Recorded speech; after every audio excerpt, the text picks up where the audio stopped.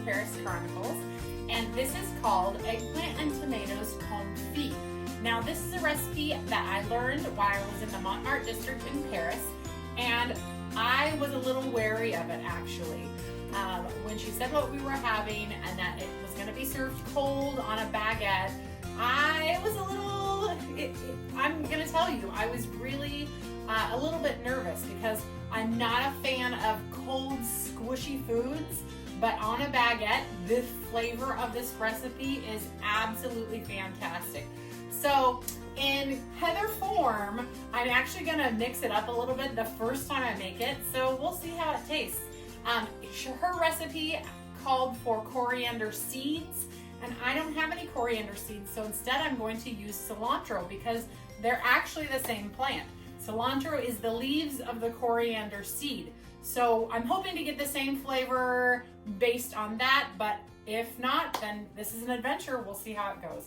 So the first thing I'm going to do is I'm going to cover this pan with honey. Yep, you heard it. Honey. We're going to do about 3 tablespoons of honey. All right.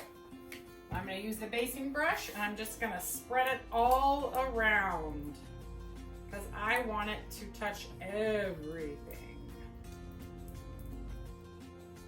All right. Next, I'm going to put a couple bay leaves, and I'm actually going to crinkle them up just a little bit here and there.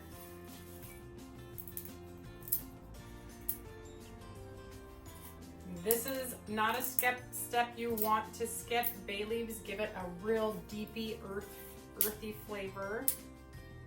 And obviously you don't need too many. That was probably 2 large bay leaves or 4 small ones. Next, we put the coriander seeds down, or in my case, the dried cilantro. So I'm just going to sprinkle some dried cilantro around our dish. What's nice about using the cilantro rather than the coriander is I won't have to fish those coriander seeds out later. I can just leave the cilantro, the dried cilantro, right in. Okay, that looks great. Next, we are going to slice our tomatoes. Now, there's something that I learned when I was in France that I did not know. A lot of the times, we will, as Americans, cut out this part of the tomato right here. Miriam, who was my chef, said that is absolutely wrong, that there is a ton of nutrients in this little stem area. Now, if there's a hard piece, you can definitely throw that away, but most of the time, the best flavor is right there at that place where the stem attached to the vine. So we are gonna keep it in because Miriam said so. So I'm gonna cut these tomatoes, and I'm using Roma tomatoes. I'm gonna cut these tomatoes as thin as possible. The recipe called for 3 tomatoes, but since I'm using the Roma tomatoes, I'm using way more than 3. I wanna use enough that will cover the bottom of this can. And as you can see, the knife I'm using is cutting these tomatoes very beautifully. That's because I use Pampered Chef knives, and I'll show you. So this is a Pampered Chef knife. This is our Santoku knife, and I keep it nice and sharp because dull knives hurt fingers. When you're pushing too hard to cut something, that's when you accidentally cut your finger. When you are using a very sharp knife, you don't cut your fingers because you're applying very little pressure to the item that you're working with. You'll also notice I'm not cutting with the top of my blade. I'm actually cutting with the middle section of my blade. That's the best place to cut with.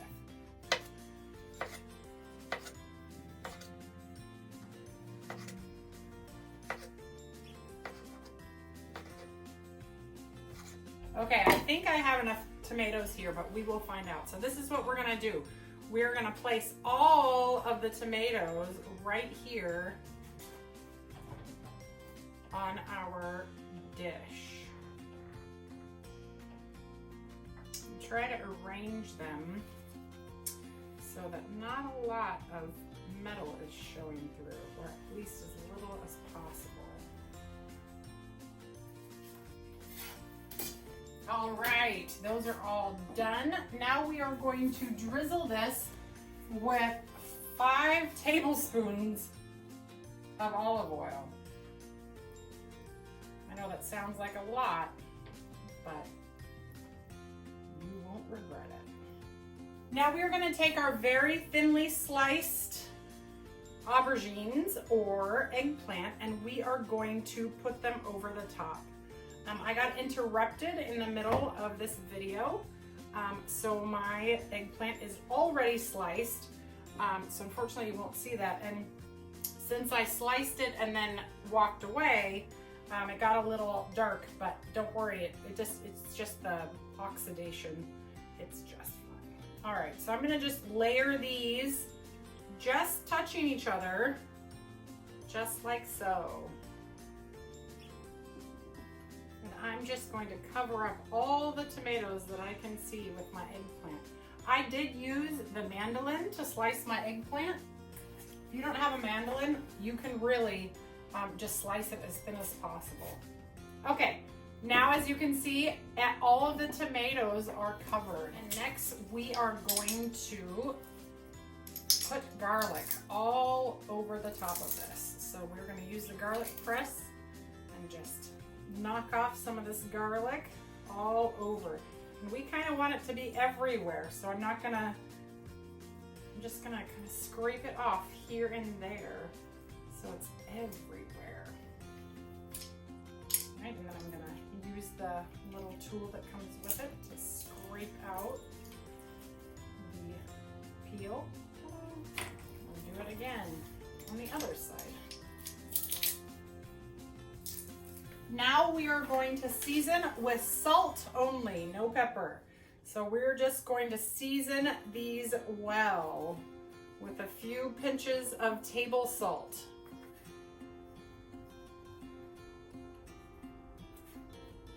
It's probably somewhere close to half a teaspoon of salt. Then we are going to hit it again with more olive oil.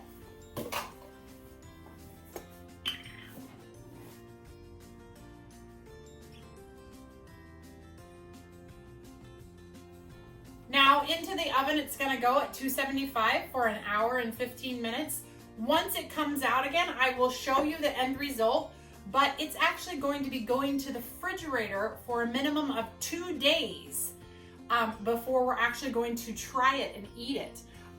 When it comes out of the oven, we're gonna drizzle it with balsamic vinegar, and then we're gonna mix it all together and put it in a dish. So I'll see you whenever it's done, about an hour and 15 minutes. All right, our tomato confit has just come out of the oven, and we are going to douse it with some balsamic vinegar. So we're just gonna go, whoa.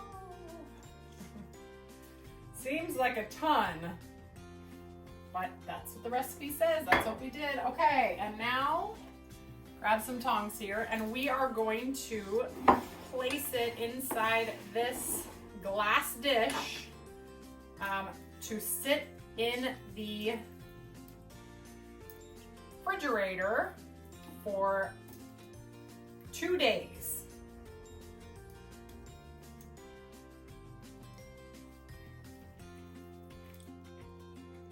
And then and only then will we be able to taste it. So I've been told that you must wait. This is not an option. You must wait to taste it. I do need to fish some of those bay leaves out, but maybe I'll do that once it's really cold and I can handle everything well.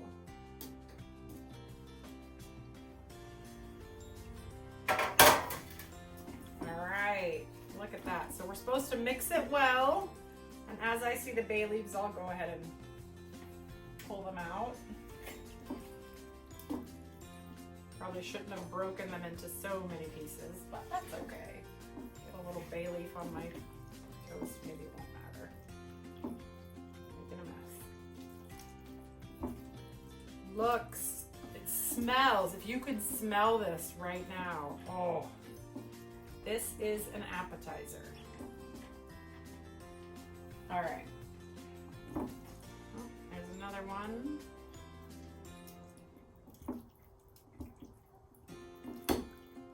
Smells so good though.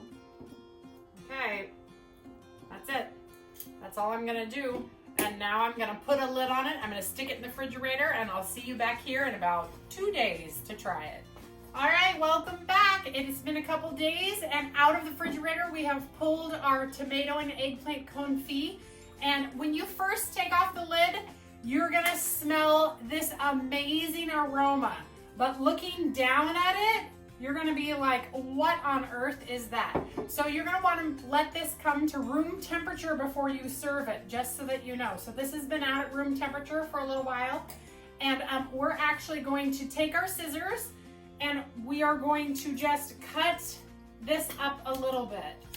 And that's only because we want it to be kind of in bite-sized pieces, because we are gonna spoon it over our little baguettes over here. And these baguettes I have toasted just a little bit. All right, let's get putting this together. So you're gonna take your little toasted baguettes and you're gonna take a little of the tomato and eggplant confit and you're gonna spoon it right on the top, just like that. Now, I don't remember if I mentioned, since it's been several days ago, that when we had this in France at Miriam's house, I actually was a little worried about it. I'm not a super fan of cold, kind of squishy things. So when she put this down in front of us and it was cold, I was a little worried because I'm a texture person. And so, but I was like, okay, I've got to try it. I'm in France, I've got to try all the things. And I was very pleasantly surprised. So don't let the color or texture of this distract you from the amazing flavors that it has. So when I let my husband try this, so here's the secret. This is not the first time that I'm taking it out of the refrigerator to taste it. We actually tasted it a couple days ago. And when my husband first when we first took it out, my husband was like, interesting. And he was pleasantly surprised as well. So he ate everything that I gave to him and he ate the last one of mine.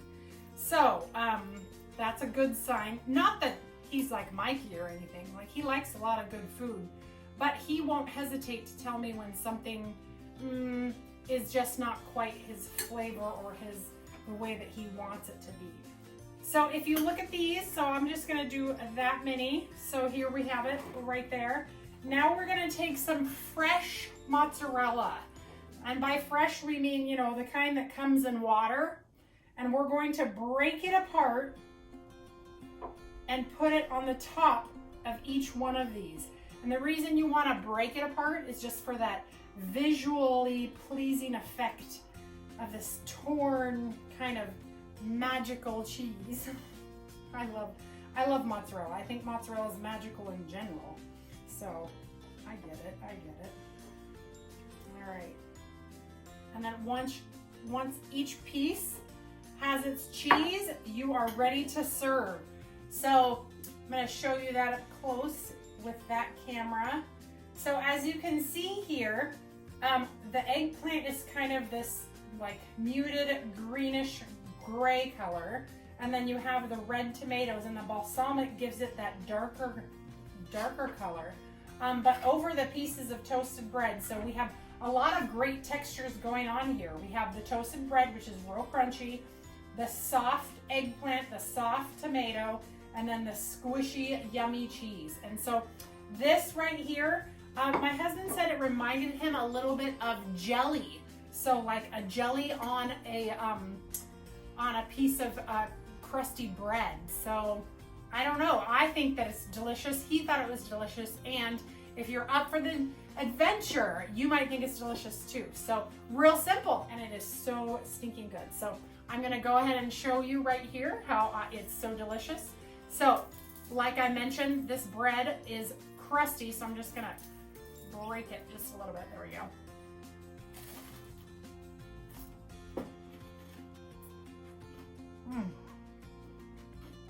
Oh, the sweetness of that balsamic vinegar and the honey just makes everything come together so deliciously.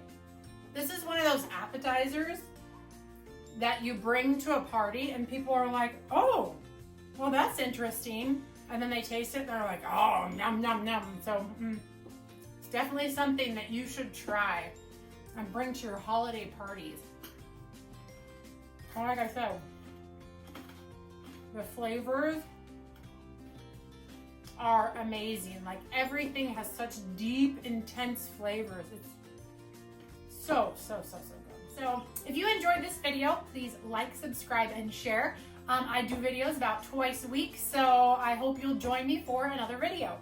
All right, you guys, that's it for this adventure in everyday cooking. I hope next time you'll join me in another adventure. All right.